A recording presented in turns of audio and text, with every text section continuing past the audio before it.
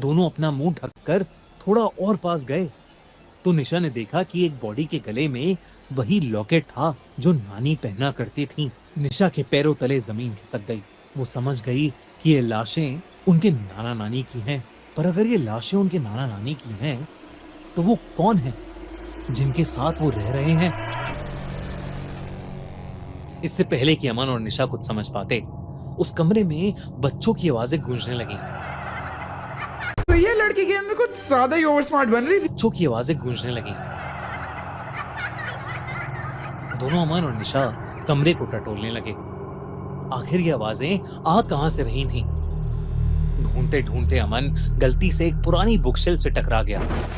ताज्जुब की बात यह थी कि वो बुक शेल्फ किसी दरवाजे की तरह खुल गई और उसके पीछे था एक सीक्रेट कमरा। दोनों में से किसी की हिम्मत अंदर झांक के देखने की नहीं हो रही थी। पर तभी उस सीक्रेट रूम से कुछ बच्चों ने उनका नाम पुकारा। डरे सहमे दोनों बच्चे धीरे धीरे कमरे के अंदर जाने लगे। अंदर काफी अंधेरा था और इसलिए कुछ भी दिख नहीं रहा था। पर अचानक ही एक हल्की सी सफेद रोशनी कमरे के दूसरी तरफ से आने लगी। अब उन बच्चों की आवाजें तेज हो गई थीं, मानो कई बच्चे दर्द में रो रहे हों। ऐसा लग रहा था कि वो आवाजें कुछ कहना चाह रही हैं। जब वो दोनों कमरे के दूसरी तरफ पहुंचे तो दोनों का डर और बढ़ गया। कमरे के बीचों बीच खोपड़ियों का ढेर पड़ा हुआ था। उसके बगल में एक हवन कुंड और कुछ सामग्री रखी हुई थी। कमरे की दीवारों पर कई सारी डिस्टर्बिंग ड्राइंग्स बनी हुई थीं। वो ड्राइंग्स किसी अजीब से जानवर की लग रही थीं। एक जानवर जिसके लंबे लंबे नुकीले नाखून और दांत थे।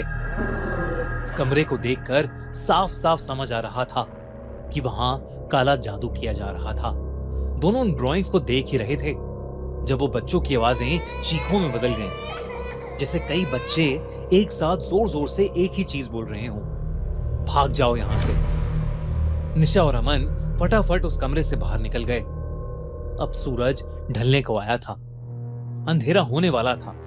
निशा और अमन को अब यह समझ आ गया था कि जिनके साथ वो रह रहे हैं वो उनके नाना नानी नहीं हैं और वो लोग जो भी हैं बहुत खतरनाक हैं।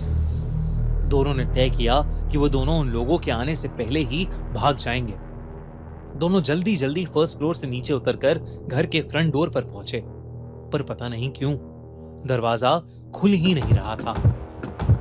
दोनों घर के पीछे वाले गेट की तरफ जाने लगे। जब उन्हें किचन से एक अजीब सी आवाज आई, उन्होंने किचन के अंदर झांका तो उनकी सांसें अटक गईं। किचन के सिंक के नीचे बैठे वो दोनों